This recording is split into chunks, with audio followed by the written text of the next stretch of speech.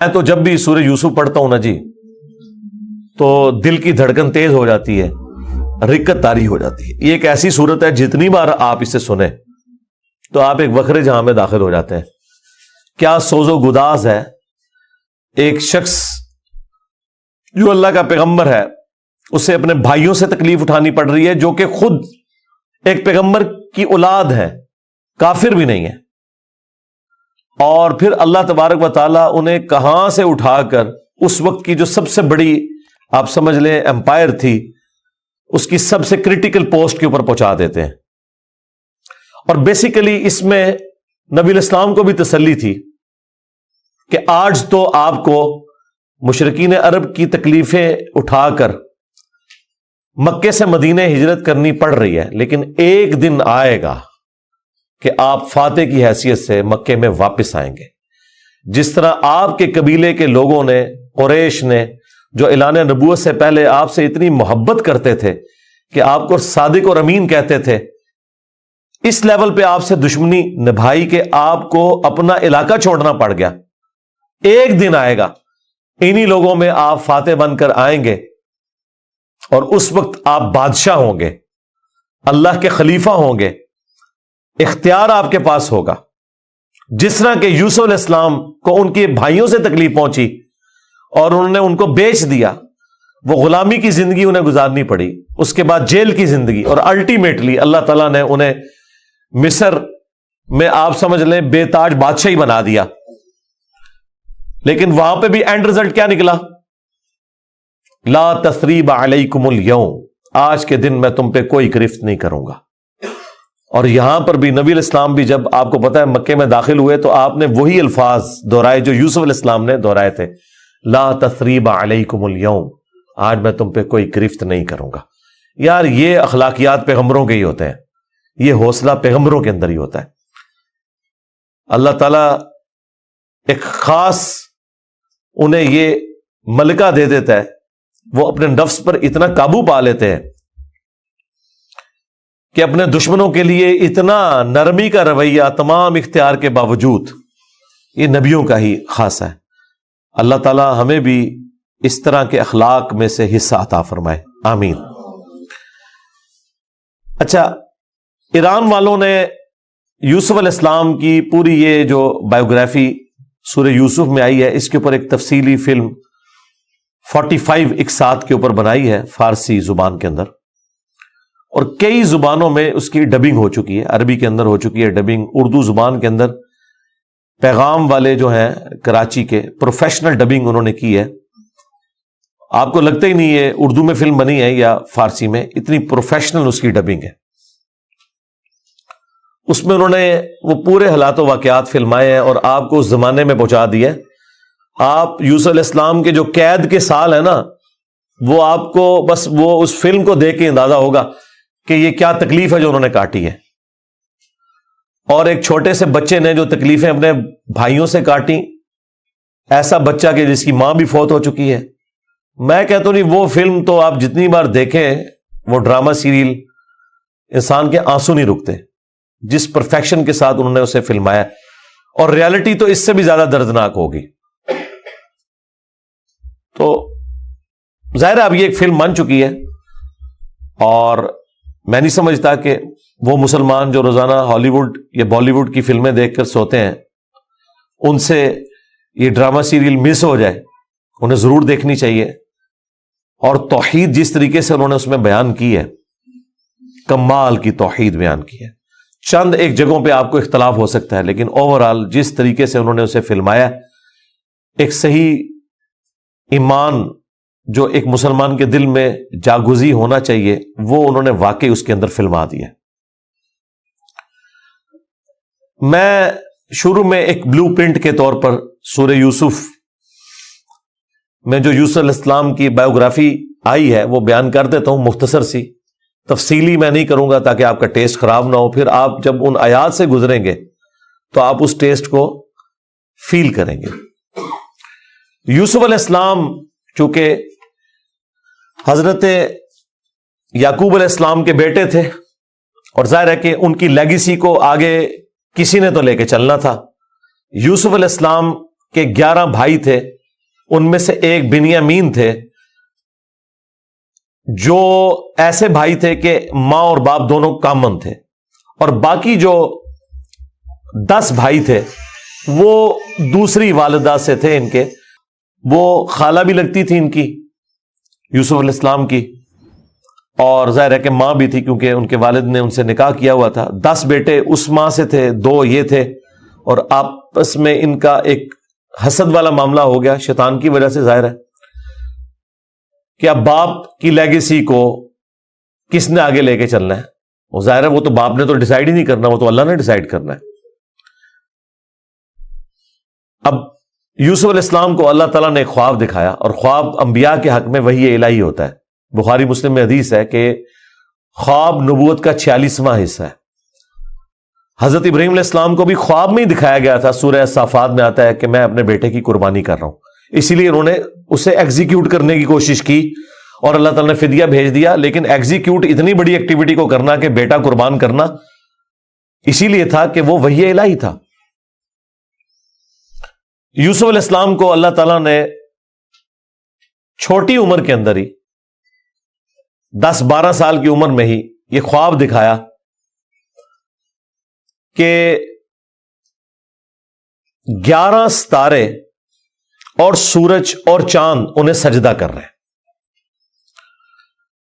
اس خواب کا ذکر انہوں نے اپنے والد سے کیا۔ ظاہر ہے اس زمانے میں تو والد ہی ڈائریکٹ ٹریننگ کیا کرتے تھے اپنی اولاد کی، اور ایک بڑی فرینکنس ہوتی تھی، اور پھر نبی کی اولاد۔ حضرت یعقوب علیہ السلام کو پتہ چل گیا کہ میری اس نبوت کا وارث اب یہ ہونے والا ہے، یعنی 12 بچوں میں سے اس کے سر کے اوپر یہ تاج نبوت سجنا ہے۔ تو ظاہر ہے باقیوں نے تو حسد کرنا ہے، حسد تو آ ہی جاتا ہے، آدم علیہ السلام کے بیٹوں میں آیا تھا، تو یہ اولاد آدم والا ہی معاملہ ہے۔ بہرحال وہ حسد آیا۔ حضرت یعقوب علیہ السلام نے یوسف علیہ السلام سے کہا تھا کہ اس خواب کا ذکر تم نے اپنے بھائیوں سے نہیں کرنا، ورنہ وہ تمہارے خلاف کوئی نہ کوئی چال چلیں گے۔ لیکن بہرحال یہ خواب والی بات کسی طریقے سے لیک ہو گئی، یوسف علیہ السلام نے تو نہیں کی، لیکن شاید آپ کی بیوی نے سنی اور انہوں نے باقی بیٹوں تک بات پہنچا دی۔ بہرحال کچھ ہوا ایسا معاملہ، اور ان کو اس اعتبار سے بھی اشارے مل گئے کہ یوسف علیہ السلام کے ساتھ زیادہ برتاؤ ایکسٹرا آرڈنری کرتے تھے یعقوب علیہ السلام، کیونکہ انہیں پتا تھا کہ یہ اللہ کے پیغمبر ہیں، اور انہوں نے اس توحید کی دعوت کو میرے بعد آگے لے کر چلنا ہے۔ حضرت یعقوب علیہ السلام کے جو باقی بیٹے تھے 10، 11واں تو خیر وہ چھوٹا تھا، وہ ان کا چھوٹا بھائی تھا، اس کے ساتھ تو مسئلہ کوئی نہیں تھا۔ وہ 10 بیٹوں نے اپنے باپ سے کہا کہ ہم دیکھتے ہیں کہ آپ بڑے پوزیسو ہیں یوسف کے معاملے میں، اسے آپ ہمارے ساتھ بھیجیں، یہ بھی ہمارے ساتھ کھیلا کودا کرے، جب ہم اپنے جانوروں کو چرانے کے لیے لے جاتے ہیں تو اس کو بھی ساتھ لے جائیں گے، تھوڑی اس کی بھی آؤٹنگ ہو جائے گی۔ تو حضرت یعقوب علیہ السلام کو یہ بات کلک کر گئی کہ یہ کچھ کرنا چاہتے ہیں، ان کو تو اندازہ ہی نہیں تھا کہ اتنی بڑی آزمائش ان کا انتظار کر رہی ہے۔ یار 40 سال کی جدائی، آپ امیجن کریں، اور قرآن میں آیا کہ وہ نابینا ہو گئے تھے رو رو کے، اس تکلیف سے وہ گزرے۔ تو انہوں نے کہا کہ مجھے خطرہ ہے کہ تم یوسف کو صحیح طریقے سے دیکھ بھال اس کی نہیں کرو گے، کیئر لیس ہو جاؤ گے، چھوٹا بچہ ہے، کوئی بھیڑیا اس پہ حملہ آور نہ ہو جائے۔ انہوں نے کہا ہمارے ہوتے ہوئے 10 بھائی جس کے ہوں تو پھر تو ہم پھر نام کے ہی جوان ہوئے۔ بہرحال وہ تقدیر میں لکھا تھا، ایسا تو ہونا تھا۔ یوسف علیہ السلام نے وہاں پہنچنا ہی تھا جہاں اللہ تعالیٰ نے انہیں اتنا بڑا منصب عطا کرنا تھا۔ وہی ہوا، تنگ آ کے یعقوب علیہ السلام نے اجازت دے دی، وہ لے گئے یوسف علیہ السلام کو، اور پلان یہ بنایا کہ اسے قتل کریں گے، لیکن ایک بھائی تھا جو آڑے آ گیا، اس نے کہا قتل نہ کرو، ہے تو ہمارا بھائی، ہم اسے کسی کنویں میں ڈال دیتے ہیں، اور ان زمانوں میں جو قافلے گزرا کرتے تھے وہ کنویں پہ پانی کے لیے رکتے تھے، تو ہو سکتا ہے کہ کوئی نکالے تو یہ اس کے ساتھ ہی چلا جائے، جان چھوٹ جائے، قتل نہ کرو۔ اور اس میں وہ یہ بھی کہتے ہیں کہ ہم اس وقت تو یہ ایکٹیویٹی کرتے ہیں، پھر بعد میں اللہ سے توبہ مانگ لیں گے، اللہ تعالیٰ بڑا بخشنے والا مہربان ہے، جو کچھ بھی ہے تیرے محبوب کی امت سے ہے۔ یہ بھی قرآن میں نقل ہوا ہے، وہی سیم مینٹالٹی آگے چل رہی ہے، بعد میں نیک بن جائیں گے۔ اور انہوں نے ڈرامہ بازی یہ کی کہ یوسف علیہ السلام کے کرتے کے اوپر کسی بھیڑیے کا خون مال لیا اور کہا کہ ہم تو اسے سامان کے پاس چھوڑ کے گئے تھے، پیچھے سے بھیڑیا آیا اور یوسف کو کھا گیا، اور یہ اس کی قمیض ہے۔ عشاء کے وقت روتے ہوئے آئے، رات کے وقت قرآن کے الفاظ ہیں۔ حضرت یعقوب علیہ السلام کو سمجھ آ گئی کہ یہ میری آزمائش شروع ہو گئی ہے، کیونکہ توحید ایک ننگی تلوار ہے۔ انہیں سمجھ آ گئی تھی کہ میں نے اپنے بیٹے سے جو اتنی شدید محبت رکھی ہے نا، اللہ تعالیٰ مخلوق کی محبت کو برداشت نہیں کرتا، ایٹ لیسٹ ایک پیغمبر کے دل میں اس ایکسٹریم لیول کے اوپر جا کر۔ تو میری آزمائش شروع ہو گئی اب۔ تو انہوں نے کوئی بحث نہیں کی، انہوں نے کہا میں صبر کروں گا جو کچھ ہوا۔ ان کو پتا تھا کہ یہ اب اللہ کا فیصلہ ہے، کرنے سے کچھ نہیں ہونا، جو کوئی تھوڑی بہت کوشش کی وہ کی، انہیں اینڈ پہ ان کا میں اب صبر ہی کروں گا، جو اللہ اس کے لیے فیصلہ کرے وہی ہوا۔ ایک قافلہ وہاں سے گزر رہا تھا، انہوں نے پانی کے لیے ڈول ڈالا، اور یوسف علیہ السلام کو اللہ تعالیٰ نے قرآن میں آیا کہ یوسف کو ہم نے تسلی دی کہ ایک دن آئے گا کہ تم اپنے بھائیوں کو بتا دو گے جو انہوں نے یہ غلطی کی تھی، ہم تمہیں سرخرو کریں گے، بہرحال ابھی تو تمہارے لیے یہ طے ہو گیا۔ اور ظاہر جبرائیل علیہ السلام آنا شروع ہو گئے چھوٹی عمر میں ان کے پاس، ان کی تسلی کے لیے، اسی لیے ڈھارس بندی۔ انہوں نے پانی کے لیے ڈول ڈالا، یوسف علیہ السلام نے وہ پکڑا اور باہر نکل آئے، اور بھائی جو ہیں چھپ کے یہ منظر دیکھ رہے تھے۔ انہوں نے کہا یہ نہ ہو یہ پھر واپس آ جائے۔ انہوں نے چند ٹکوں کے عوض، چند دراہم کے عوض بیچ دیا، کہا یہ ہمارا غلام تھا، تو بھاگ کے آئے، یہ ہمارا غلام ہے، اور جان چھڑائی اس طریقے سے۔ یوسف علیہ السلام بھی چپ کر کے چلے گئے، انہیں پتا تھا کہ میرے لیے فیصلہ ہو چکا ہے، اور کس تکلیف سے وہ مصر تک پہنچے، اور وہاں پہ غلاموں کا بازار لگتا تھا، وہاں بیچنے کے لیے عبرانی غلام، اور پڑھنا لکھنا بھی جانتے تھے، ذہین بہت تھے۔ تو عزیز مصر وہاں سے گزر رہا تھا، یعنی آپ سمجھ لیں بادشاہ کے بعد جو سیکنڈ پوسٹ ہوتی ہے۔ اس نے دیکھا کہ یہ تو شکل ہی غلاموں والی نہیں ہے، یہ کوئی ایکسٹرا آرڈنری بندہ ہے۔ اس نے خرید لیا اور لا کے اپنی بیوی سے کہا کہ یہ میں خرید کے لایا ہوں، اولاد تو ہماری کوئی نہیں، ہو سکتا ہے ہم اسے ہی اپنا بچہ بنا لیں۔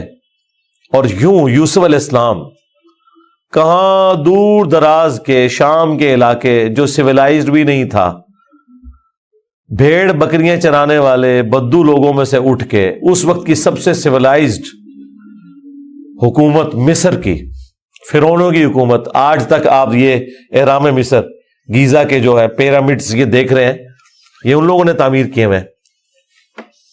وہاں پہنچ کے، اور قرآن کے الفاظ ہیں کہ ہم نے یوں اس کے لیے معاملہ آسان کر دیا کہ وہ عزیز مصر کی تربیت میں رہے اور علم حاصل کرے۔ ظاہر ہے کہ وہ کتنی بڑی بڑی میٹنگز ہوتی ہوں گی، جس میں میٹنگ کا ارینجمنٹ کرنا، کھانے پینے کا ارینجمنٹ کرنا، اور ایک خادم کی حیثیت سے باتیں بھی سنتے ہوں گے۔ یوں اللہ تعالیٰ نے ان کی لرننگ کروائی، اور یوں وہ جوانی کی عمر کو پہنچ گئے۔ اب عزیز مصر کی جو بیوی تھی، ظاہر ہے کہ وہ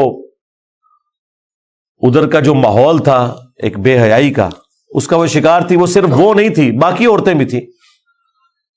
اس کی قسمت مری ہوئی تھی اس اعتبار سے کہ آزمائش سب سے پہلے اس پہ پڑی۔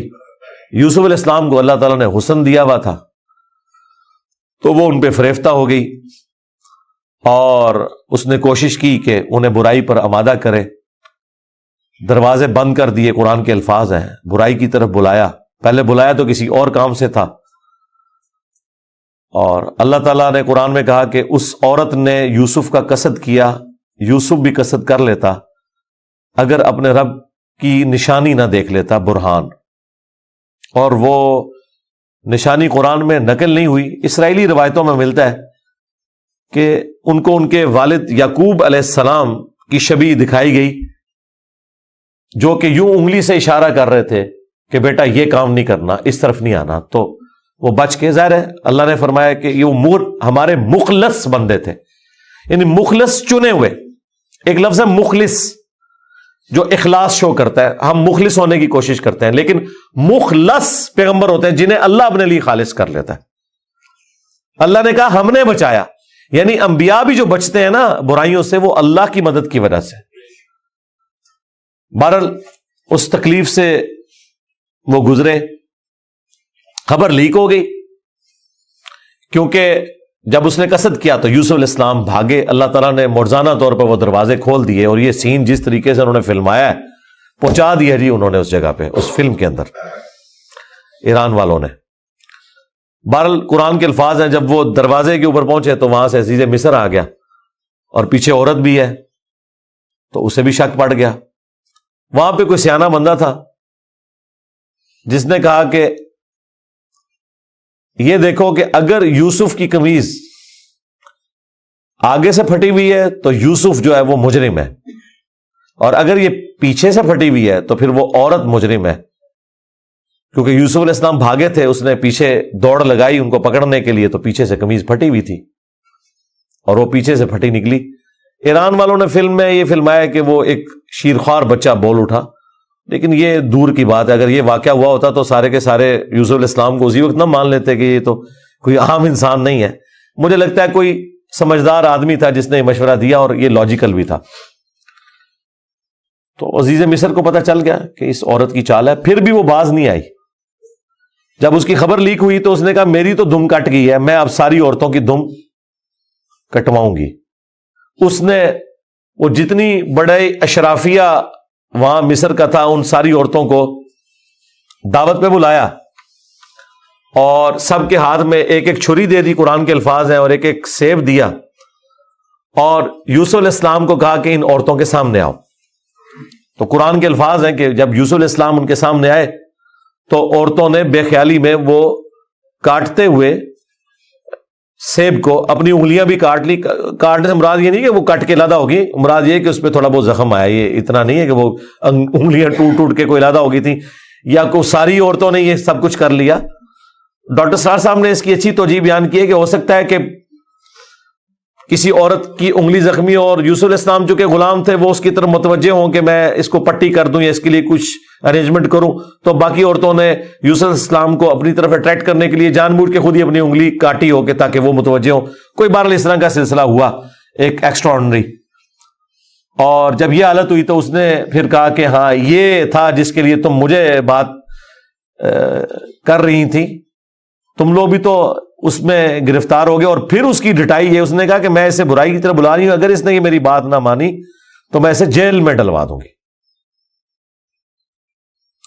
تو یوسف علیہ السلام نے دعا کی کہ یا اللہ مجھے جیل قبول ہے اس برائی کے عوض کہ میں تیرا مجرم بنوں. دیکھیں کوئی گناہ بھی نہیں کیا، برائی سے بچے ہیں. ہم ہوں تو ہم کہ ہمیں انعام ملے، وہ کہہ رہے ہیں مجھے انعام میں جیل مل جائے کہ میں ان کے شر سے بچ جاؤں.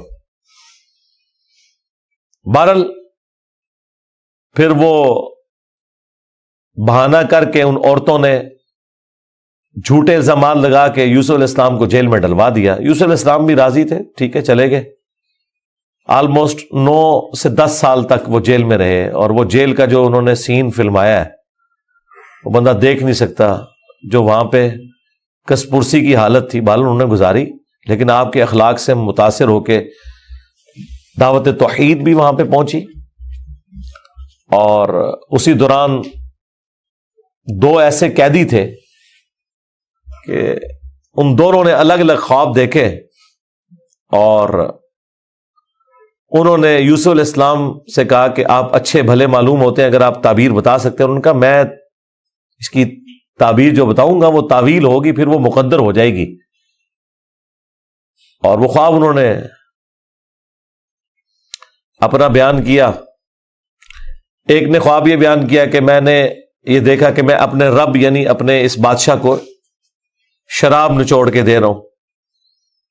دونوں کے قتل کے فتوے جاری ہو چکے ہوئے تھے.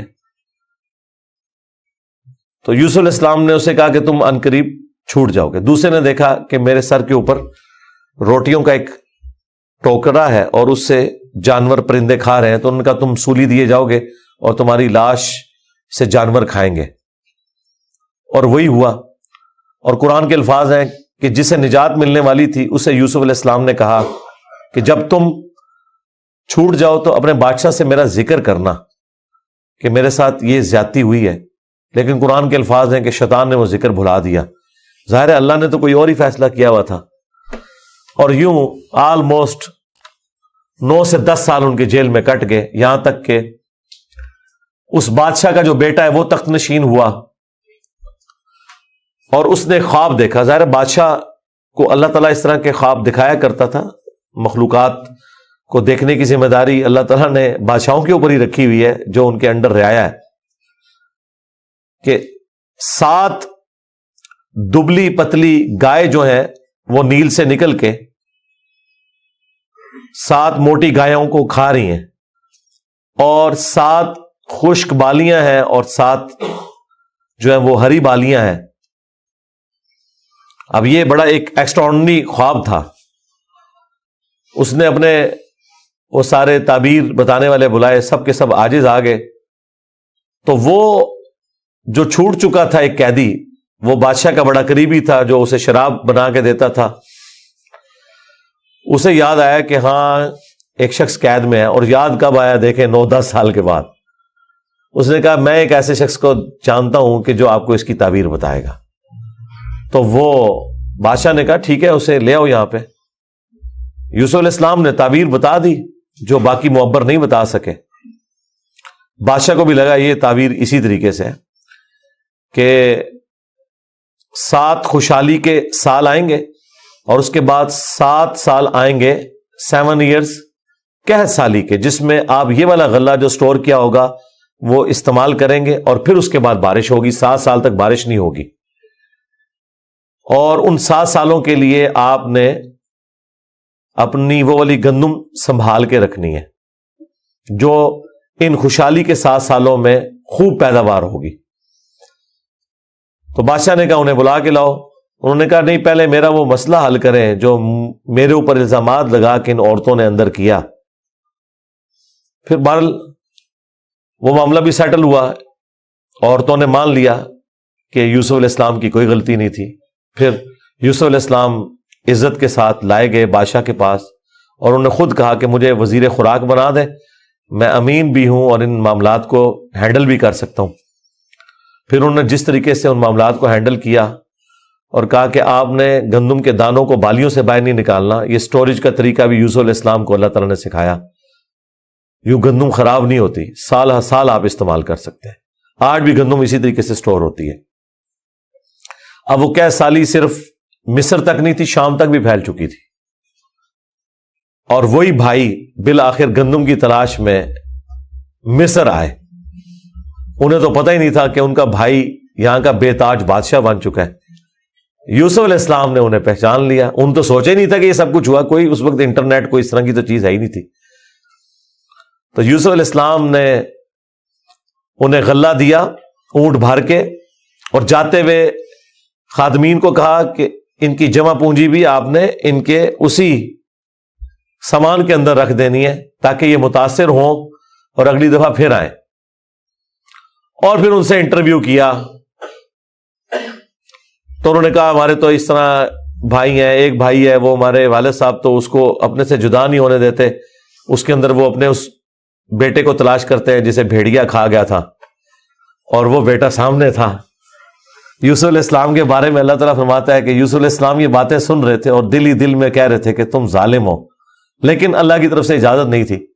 ان کا اچھا پھر تم دیکھ رہے ہو اس بھائی کا بھی سامان میں تمہیں دیتا ہوں, اگلی بار اس بھائی کو ساتھ لے کے آؤ گے ورنہ میں تمہیں سامان نہیں دوں گا.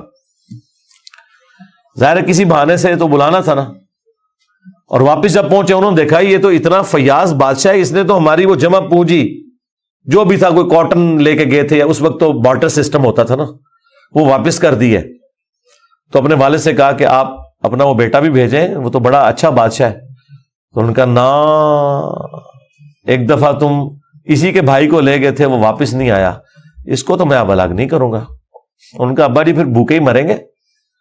آپ کون سے شیخ عبد القادر جیلانی ہے کہ آپ نگاہ مار کے یہ کچھ کر لیں گے؟ ہاں تو اور کیا, گندم کے لیے انبیاء ان کی اولادیں اور یہ تو ہمیں سکھاتے ہیں کہ جی بڑے سے بڑا غوث قطب ابدال کسی صحابی کے پاؤں کی خاک بلکہ گھوڑے کے قدموں کی خاک نہیں ہے. تو قرآن میں تو کچھ اور ہی مل رہا ہے. اب بڑی فاقے آ جائیں گے کیا کریں. ان کا ٹھیک ہے بس دوسرا بھی اب دیتا ہوں. اور پھر اس میں انہوں نے ایک جملہ بولا کہ قریب ہے کہ اللہ تعالیٰ مجھے میرا یوسف بھی واپس کر دے.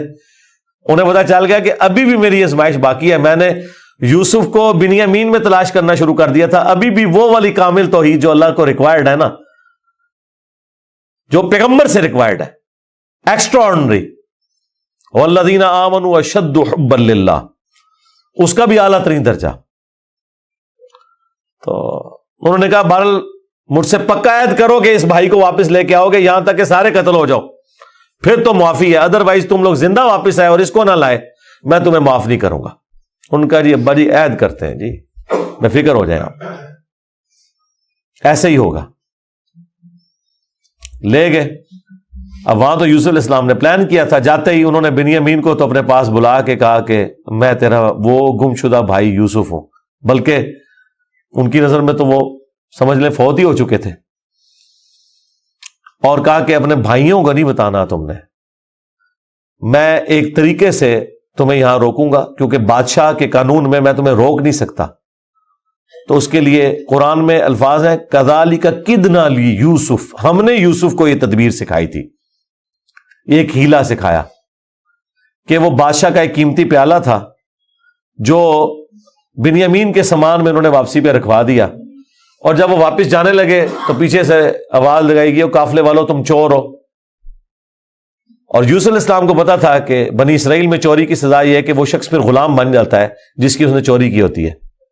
ان کا بتاؤ اگر کوئی چور نکلا, ان کا جی جس کے سامان میں نکلا وہ آپ رکھیں اس بندے کو. تو انہوں نے مختلف جگہ سے شروع کیا, بنیامین سے سٹارٹ نہیں کیا ورنہ تو پلان ڈسکلوز ہو جاتا. الٹیمیٹلی بنیامین کے سامان میں سے نکلا. تو انہوں نے کہا ہاں اس کا بھائی بھی اسی طرح چور تھا, اندازہ کریں ہر جگہ وہ ٹھونگ مارتے سن نال نال. تو اچھا یہ پھر ایران والوں نے اس فلم میں کھولا ہے کہ وہ کس چوری کی طرف اشارہ کر رہے تھے. وہ یوسف علیہ السلام سے ان کی پھوپھی بڑی محبت کرتی تھی, وہ لے گئی تھی اور وہ ان کو اپنے پاس رکھنا چاہتی تھی. تو انہوں نے کہا کہ میرا فلاں قیمتی کپڑا جو ہے وہ چوری ہو گیا, حالانکہ وہ چوری نہیں ہوا تھا, اور وہ یوسف علیہ السلام کے سامان سے انہوں نے ریٹریو کیا, اور اس کے بدلے میں یعقوب علیہ السلام کو کچھ عرصہ اپنے اس بیٹے کو اپنی بہن کے پاس چھوڑنا پڑا. تو یہ ان کو کلک کر گیا آئیڈیا, یہی والا آئیڈیا انہوں نے اپنے بھائیوں کے اوپر بھی اپلائی کیا, اور ان کے بھائیوں کا بھی اشارہ اسی طرف تھا کہ اس نے تو بچپن میں اس کا بڑا بھائی بھی چور تھا, حالانکہ اس نے چوری نہیں کی ہوئی تھی, نہ ادھر چوری والا معاملہ تھا. بہرحال ان میں سے ایک بھائی نے کہا بھائی میں تو اب واپس نہیں جاؤں گا, میں تو ابے سے عہد کر کے آیا ہوں کہ بھائی میں تو اپنے بھائی کی یاد میں ادھر ہی رہوں گا جب تک کہ کوئی معاملہ نہ ہو, تم لوگ جاؤ نا ذرا اور جا کے ابا جی کو ساری صورتحال بتاؤ, اور بتاؤ کہ تمہارا یہ بیٹا چور نکلا ہے اور ہم لاکھ قسمیں کھائیں آپ نے ماننا نہیں ہے. تو وہ چلے گئے واپس.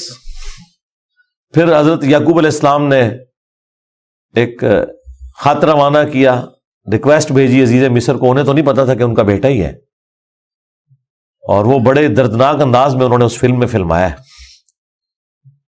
الٹیمیٹلی جب وہ اگلی دفعہ واپس آئے, انہوں نے کہا ہمارے ابا جی تو پہلے ہی نابینا ہو چکے ہیں, اب یہ 2 جدائیاں کیسے برداشت کریں گے, آپ رحم کریں, ہم پہ ترس کھائیں. پھر یوسف علیہ السلام نے کہا کہ تمہیں یہ ساری باتیں اس وقت نہیں یاد آئی, تمہیں یاد نہیں تم نے اپنے بھائی کے ساتھ کیا کیا تھا. تو وہ جب سٹوری انہوں نے بیان کرنی شروع کی تو انہیں پتا چل گیا کہ یہ وہی یوسف ہے. تو انہوں نے پوچھا آپ یوسف ہیں؟ ان کا ہاں, دیکھو اللہ نے مجھے کیا کچھ عطا کیا ہے. اور انہوں نے کہا کہ ہمیں معاف کر دیں. انہوں نے کہا لا تثریب علیکم اليوم, آج کوئی گرفت نہیں ہے, شیطان نے یہ ہمارے درمیان جدائی ڈالی تھی, کیونکہ اتنے بڑے منصب تک پہنچنے کے لیے تکلیف بھی تو کاٹنی پڑتی ہے نا. حسین بننا کوئی سوکھا تو نہیں ہے, جنتی نوجوانوں کا سردار بننا ہے تو پھر قربانی تو دینی پڑے گی, اور انبیاء کو یہ پتا ہوتا ہے کہ قربانی سے گزر کے ہی آپ مقام حاصل کرتے ہیں. انہوں نے کہا کہ یہ میری قمیص لے جاؤ, اللہ تعالیٰ نے وحی کے ذریعے مجھے بتائی ہے یہ بات, جا کے میرے والد کی آنکھوں پہ ملو, اللہ تعالیٰ ان کی بینائی کو واپس کرے گا. اور یوں وہاں سے ایک قاصد نکلا, وہ کرتا لے کے یوسف علیہ السلام کا. قرآن کے الفاظ ہیں, حضرت یعقوب علیہ السلام کہتے ہیں کہ اگر تم مجھے مفند نہ سمجھو, وہی المحند عن المفند, قرآن میں الفاظ ہیں یہ, یعنی یہ نہ سمجھو کہ میرا دماغ سٹھیا گیا ہے، تو مجھے تو یوسف کی خوشبو آ رہی ہے۔ اچھا، یوسف کی خوشبو اس وقت نہیں آئی جب وہ بک کے جا رہے تھے، کیونکہ اللہ تعالیٰ نے پردہ ڈالا تھا، ادھر اللہ نے یوسف کی خوشبو، بہرحال وہی بشارت لے کے آیا، آنکھوں کو لگائی، بینائی واپس آ گئی، اور ساتھ خط آیا کہ اب آپ واپس آئیں، یہاں پہ میرے پاس آ جائیں اور بنی اسرائیل کو شفٹ کریں۔ وہ سارے ود فیملی وہاں شفٹ ہوئے، وہاں یوسف علیہ السلام آل نال تھے، انہوں نے ایک قطعہ زمین ان کو دیا، اور یوں بنی اسرائیل وہاں پہ آباد ہو گئے، اور پھر حکومتی لیول پہ رہے، یہاں تک کہ وہاں پہ ایک نیشنل موومنٹ غالب آئی اور ان کو غلام بنا لیا گیا، جو کسی زمانے میں بادشاہت انجوائے کر رہے تھے۔ اور پھر ان غلاموں میں اللہ تعالیٰ نے حضرت موسیٰ علیہ السلام کو مبعوث کیا اور فرعونیوں سے نجات دلوائی، ایک منجی اور ہادی بنا کے۔ اور پھر وہ جاتے ہوئے المستدل الحاکم میں آتا ہے، یوسف علیہ السلام نے وصیت کی تھی کہ جب کبھی بنی اسرائیل یہاں سے شفٹ ہو تو میری لاش بھی لے جانی ہے، پھر وہ لاش بھی لے گئے، اس پہ میری تفصیلی ویڈیو ریکارڈ ہے، آپ یوٹیوب پہ دیکھ سکتے ہیں۔ یہ پورے کا پورا ایک معاملہ تھا، اور پھر وہ آخر میں وہی ہوا کہ سجدہ تعظیمی کیا یوسف علیہ السلام کو ان کے بھائیوں نے اور ماں باپ نے۔ ان زمانوں میں سجدہ تعظیمی جائز تھا، جس طرح کہ آدم علیہ السلام کو فرشتوں نے کیا، اور اس امت میں حرام ہو گیا۔ ابو داؤد میں اور ترمذی میں حدیث ہے کہ اگر میں سجدہ تعظیمی جائز سمجھتا تو بیویوں سے کہتا کہ اپنے خامدوں کو کریں اس حق کے سبب۔ ابو داؤد میں تو الفاظ ہیں، ایک صحابی نے حضور کو سجدہ کیا، آپ نے فرمایا سر اٹھا کیا کر رہا ہے، جب میں فوت ہو جاؤں گا تم میری قبر سے گزرو گے تو کیا مجھے سجدہ کرو گے؟ انہوں نے کہا نہیں یا رسول اللہ۔ فرمایا مجھے کیوں سجدہ کر رہے ہو؟ اگر میں سجدہ جائز سمجھتا تو بیویوں سے کہتا کہ اپنے خامدوں کو کریں۔ اور یہ سجدہ تعظیمی، سجدہ عبادت ہمیشہ سے اللہ کے لیے رہا ہے۔ جبرائیل علیہ السلام نے حضرت آدم کو سجدہ عبادت نہیں کیا، سجدہ تعظیمی تھا۔ ان زمانوں میں ٹو باؤ ڈاؤن بھی ہوتا تھا، جھکا بھی جاتا تھا۔ ہمارے نبی علیہ السلام پر اللہ تعالیٰ نے جو ختم نبوت فرمائی تو توحید بھی ایسی کامل کی ہے کہ اب یہ سب کے سب معاملات ختم، ختم نبوت کی برکت سے کشف، الہام، یہ سب کچھ ختم غیر نبی کے اوپر، سوائے بخاری مسلم میں ہے مبشرات، وہ بھی خواب، وہ اللہ کی طرف سے بھی ہو سکتے ہیں، شیطان کی طرف سے بھی ہو سکتے ہیں، نفس کی طرف سے، وہ تو وقت پورا ہوگا تو پتہ چلے گا یہ سچا یا جھوٹا ہے۔ باقی نبی علیہ السلام نے کہا اب یہ نبوت کی خبریں ختم ہو چکی۔ اگلے زمانوں میں یہ ہوتا تھا، اللہ تعالیٰ غیبی خبریں دیا کرتا تھا غیر انبیاء کو بھی، اور اگلے زمانوں میں یہ بھی تھا کہ سجدہ تعظیمی ہوتا تھا۔ اللہ تعالیٰ نے توحید بھی اس امت میں کامل کی کہ سجدہ تعظیمی بھی حرام کر دیا، اور اب کسی کے لیے سجدہ نہیں ہے۔ بل وہ سجدہ کیا تو حضرت یوسف علیہ السلام نے کہا ابا جان یہ دیکھ لیں، یہ تعبیر ہے میرے اس خواب کی جو میں نے وہ بچپن میں دیکھا تھا۔